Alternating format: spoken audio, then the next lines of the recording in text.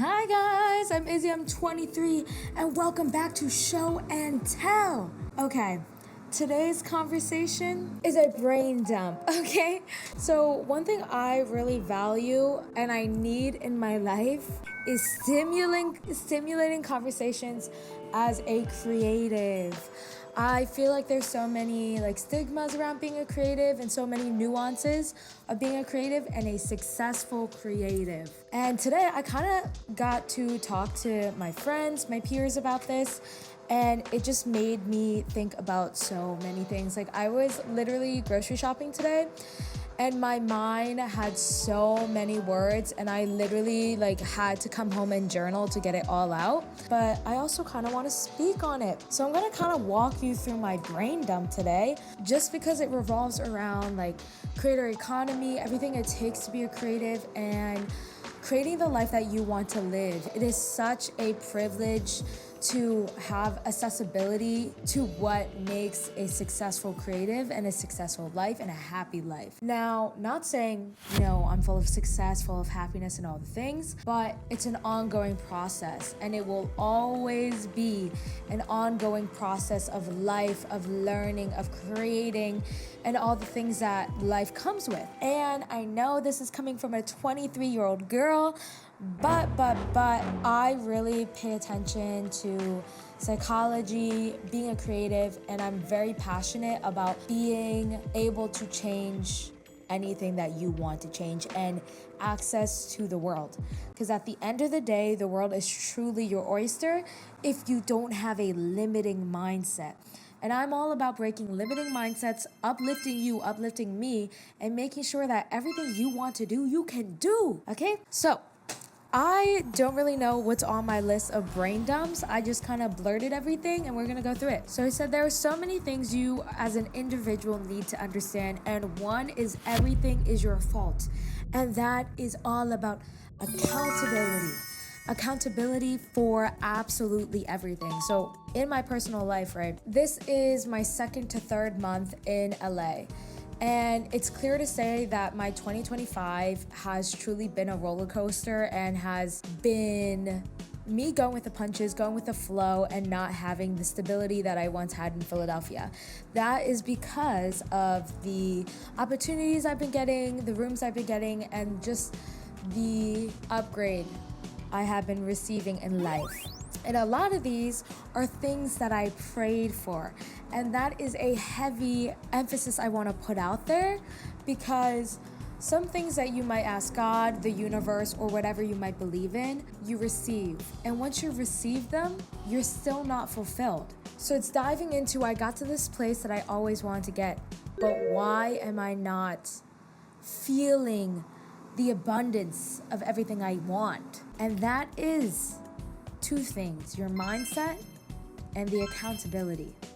By that I mean, I want to get back to LA. I moved here in the summer of 2024, moved back home by the end of it, and I said by 2025 I will move back out to LA. It took me about 6-7 months for me to come back here. But once I got here, it was the uncomfortability that really made this experience a little bit harder. Now, when I was younger, I had this little note card on my whiteboard called Jump into the Unknown, and that inspired me to take big risks. But jumping into this unknown in a completely other state across the country from all I've known was a new unknown and level of uncomfortability that I was not ready for, but God knew I was ready for. And I always am a firm believer that God, the universe, whatever you believe in, puts you in places that is preparing you for the next step in life and allowing you to grow and marinate and take the lessons in that space. And that is a lot of understanding of what I need in life, what makes me tick, what recharges me, and what fuels me. Which is why I say everything is your fault. Going back, I said there are asks that you've asked for, and when you receive, you're not fulfilled. And this is because you're not looking through the right lens. Now it comes down to perspective. Now, you ask God, you ask the universe to put you in this area, and you're not feeling fulfilled. What now? Everything is your fault leans to you're now in this new arena. How are you moving and how are you changing to make this your arena? New area, what now? New area, are you gonna lock in or are you going to not lock in and not adapt? Going into a different arena, into an uncomfortable position, into a new area, it's always how fast can you adapt? Because time is truly of the essence. How fast are you moving? How fast are you making decisions? Because when it comes to time and decision making, if you're not going like this is why discernment and intake and mindset is so important, because the faster you make decisions, the faster you are ready to hop on that boat and drive that boat. Do you get what I'm saying? Right? Here is an example. Person A. Person A has a hard decision. Do you want to do it? Do you not want to do it? Person A spends 30 days on a yes or no. Person B decides that yes or no question in 7 days. Let's say person B realizes it's the wrong press, changes its mind in day 7 and works towards that goal. Is already 14 days ahead of person A because person A took 30 days. Even if it was the wrong decision, it's going to take person A more time to figure that out than person B, because person B tried. And it's always who's going to try and who's going to take the risk first to see if it works. Because if it doesn't work, you can always reroute. But the longer you take, the harder it is to reroute. Because the longer you take, the longer your habits in whatever situation bruise. Because now, take into my situation, I'm in this new state. Am I going to take the time to adapt to the state? Or am I going to take the time to boo-hoo about the new uncomfortable position I am? Am I going to get familiar? Or am I going to stay home and cry about it? What are the choices you are making? Because everything is your fault at the end of the day. All right, you feel me? You get me? You following along? Anyway, what else is a great example of this is my mentor was talking to me about this scripture about talent and what you receive, okay, and what you do with what you receive. You got 3 servants. One servant gets 5 bags of silver. The other servant gets 3 bags of silver. The other servant gets 1 bag of silver. The 5 and 3 locked in and doubled their blessings. Servant number 3 buried his blessings. Now when the master came back along and he was like, oh, you doubled your blessing, good for you. Here's more responsibility. Oh, you doubled your blessing, here's more responsibility. He looked at servant number 3 and said, bro, how I give you a bag, you could have doubled the bag, but instead you hid it? What are you doing? And we don't like that because everything is your fault. Servant C is out here, bags behind, because servant A and servant B locked in. Same principle, guys. Same principle. Flip. If you can't tell, I really needed to get this yap out. Now, what are you going to do? Are you going to be like servant C and not cherish the talents and blessings given to you? Or are you going to be servant A and B who locked in, doubled, and can do more?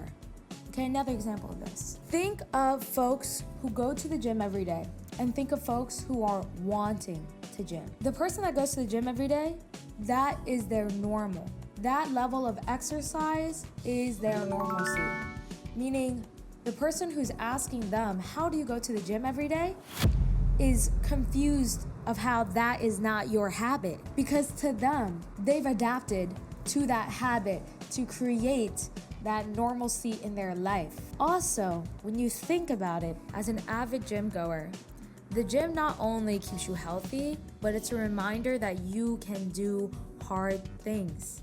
It is in the same way that you have circuits that are hard and circuits that keep you going. It's the principle that your body can do hard things and your mind can do hard things as well. So having habits that are full of discipline and action and hard allows you to tackle life psychology-wise in a more aggressive manner. Another example.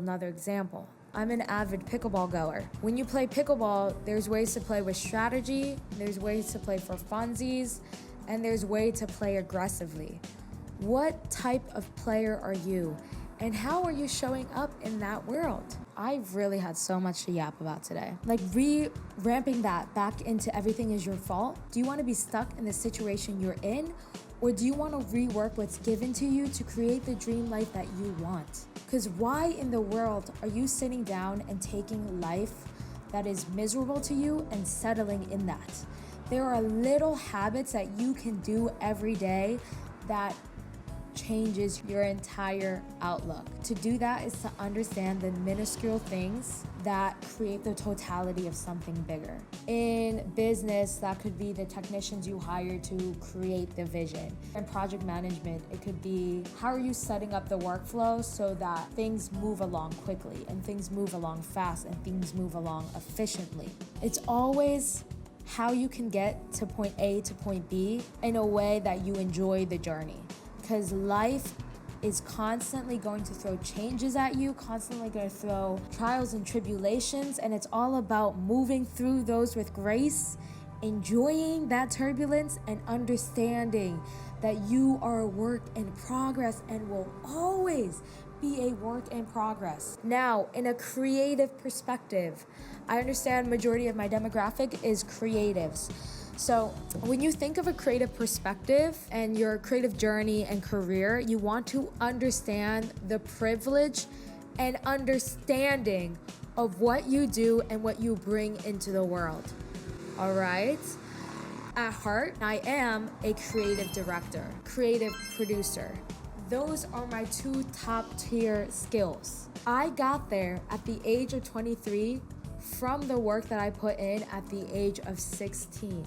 Does that make sense? And I only got there because I understood the technical skills that I needed to get me there, even if I was doing it alone. Now, I am a firm believer that independent does not mean alone, but I am aware that being a creative takes gut, takes patience, and takes you doing it first. It's always you doing it first because everything is your fault. At 16, I applied for an undergrad internship that I got. Through that, I learned editing, I learned video production, which would later switch me from editing and internship into video production. But it was understanding that the things I wanted to do, I needed the backing to do it first. At that point in my life, I was a social media influencer. I wanted to create long form YouTube videos with cool brands. I wanted to make commercials. I wanted to get into fashion. Now, I would every day DM 10 businesses on Instagram to be like, hey, send me clothes and I will make you social content that you can post and drive to your account. That was the marketing brain before I even knew I was in marketing. But to be able to do an ask like that is understanding. I needed to make a video that caught people's eyes and I needed to execute that video. Now to execute, I need to know how to edit and I need to know how to film. And I need to have a style that replicates what that brand is giving. Marketing brain without realizing I was in marketing. So between the ages of 16 to 21, I honed in on my technical skills. I can do day of edits now. I can also film like nobody's problem and film in multiple styles because filming, videography, cinematography, and editing are technical skills. Photography, technical skills. Anyone can learn a technical skill. What puts you apart from these technical skills is your visual eye and creative development. And with my technical skills, I was able to produce what I saw in my head to real life, which allowed me to create everything that I wanted by myself or with a team when possible. So let's take it back to the privilege and understanding. Your role, what you bring, and how you can fulfill your creative needs. I wanted to ideate, I needed the skills of videography, editing, photography, all the things, so I learned them. Because being a creative is a privilege. If you have money as a company, as a brand, you're going to hire a creative that has a portfolio to back them. So you need to learn all the skills to get to where you want to be. Now, in my daytime job, I shoot and I edit. But they also know if they want me to ideate, I have that. A lot of brands and companies come to me to ideate and execute. So you see how my creative directing is because I had all these technical skills that made me a stronger candidate to be the creative director and producer that I am today. Advocacy in a creative climate is so important. Your voice is your superpower. Your voice is what everyone needs to hear. Your story is what everyone needs to hear. Now, you're put in a situation where you are pitching something. It's important for you to speak on it if you are passionate about it because you are the best one to explain it. You can also ask when you show that you are capable. Going back to the scripture that my mentor and I were talking about, it's the fact that servant number A doubled his bag, right? And after the master start, gave him more responsibility because he was like, I proved to you that I could do this. Now I can do more. Now you can give me more. It's that understanding. Now with that, it's the privilege of understanding your capabilities and access. So you know how I just list my capabilities? Those are all skills that you can learn when you take the time. Now, access is a completely different animal. Access and education is the most valuable thing you can have in this world. Education is not just your traditional college, your traditional schooling. Now, I think of access as return on investment. I mean, access can look so differently to so many different people because it is a privilege to have access to the internet, access to classes, access to all the other things that might educate you. Now, education looks differently no matter what route you take. Some people go to film school. Now we're going to talk about return on investment. Now, think of it from film perspective. If you go to a film school like Drexel, you're paying X amount a year, thousands of dollars a year to go through film school and learn the technical skills of what it's supposed to be like on set. Maybe really focus in on your discipline. Let's say you spend $100,000 on college, $70,000 to $100,000 of college. Now, if you didn't go to traditional schooling, which I didn't, I did a 2-year at community college that probably costed me $16,000, give or take. That is my return on investment that I just put in on myself. Because college is literally return on investment. I'm going to put $60,000, $70,000, $80,000, $90,000 into myself. So by the time I get out of college, I can have a job that levels to that pays me back for the money that I spent on myself to learn this. That is education. For someone who went to a non-traditional route, it's acknowledging that you go through a non-traditional route, but you promise to continue to be a student. So my college experience, that took 2 years in community college, I spent X amount, which was a fraction of traditional college. With the other amount of money comparable to college, I invested in working in LA over the summer with Fortune 500 companies through a program, outreaching to different programs to learn, memberships in creative communities so I can grow my network, memberships for third-party platforms like LinkedIn that would allow you to show that you kind of take this seriously and outreach every single day. Because at the end of the day, everything is always your fault. And if you're not putting in the work, you need to literally put in the work. And understanding of creator economy. I mean, there's so much that goes into the creative economy, but what I talk to today the most is the sacrifice that it takes to be a creative. And sacrifice looks so different to so many people, but it's clear as day of what the sacrifice is to be a creative. Now, when you work a corporate job as a creative, you are obviously sacrificing some creative fulfillment, some creative because you have to fit within your brand, within the project guidelines and all the things. It's the understanding of that, but also having the mindset that you can work within that space to push your creative brain to work within those parameters and to further lock in on your disciplines. For example, my work I do now has allowed me to push my editing skills and to push how clean my editing skills are to a T, to film in a different capacity for a different reasoning. There are always ways to look at the work that you're currently doing as what it is and the meaning that you can take out of it.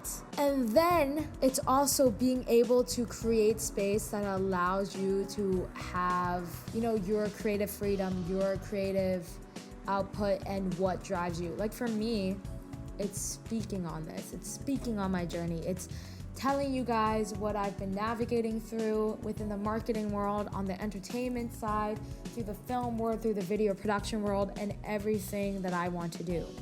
Because there are jobs that are out there that have yet to be created for multi-hyphenate creatives of this generation. Like we have all the skills that creates greatness, but we've yet to put that in the forefront. Like the job market has yet to see what we can truly do, and it is your job to take the accountability that everything is your fault and create the dream jobs that you want, and to really shape and create the world and the job and the life and the things that you want to do. I literally need to get that off. Like, I was in the car today with all these words, not knowing how to frame it. So yeah, that was Izzy's show and tell.